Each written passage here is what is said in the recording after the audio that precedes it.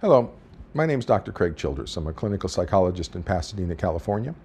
I specialize in treating ADHD issues, angry oppositional kids, family relationship problems, and marital issues. And today I'm going to talk with you about how to get your kid to stop smoking pot. And the first issue is, if your kid is smoking pot, you're already in difficult straits. The best way to get your child to not smoke pot is to not get them started to begin with.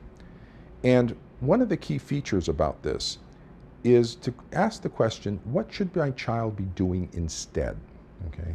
Smoking pot involves a subculture of friends and peers who tend to focus on the drug.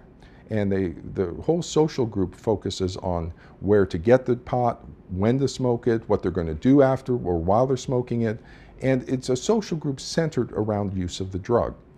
And once your child enters that social group, it's not only the pot, it's also the social group that supports it and the social community. So what should your child be doing instead?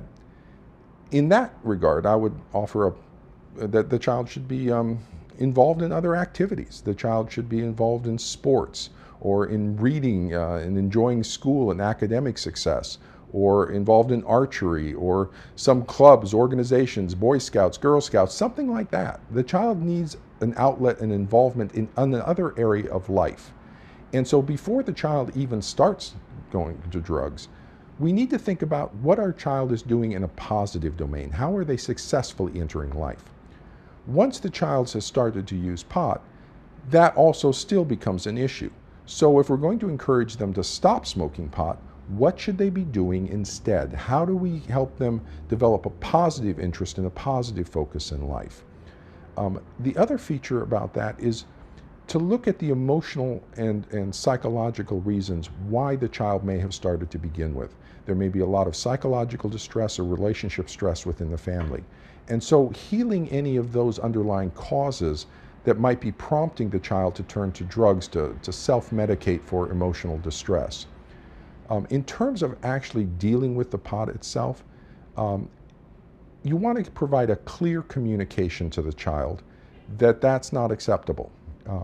Now, you can offer restrictions and punishments or consequences, but unless your child has a foundation of respect and love and mutual communication and support, those oftentimes are not particularly effective. The child just finds other ways around them. And so developing that base of respect is critical for things. The other issue is simple drug testing. To set limits and set standards, to take it seriously. And I know that's an issue for a number of families or a number of parents who may have smoked pot in their own background. They may be somewhat ambivalent. Take it seriously. That smoking pot puts the child in the context of a drug abusing crowd.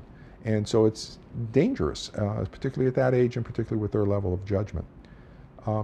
If you'd like to learn more about this or other developmental issues of childhood, you can visit my website, and thanks so much.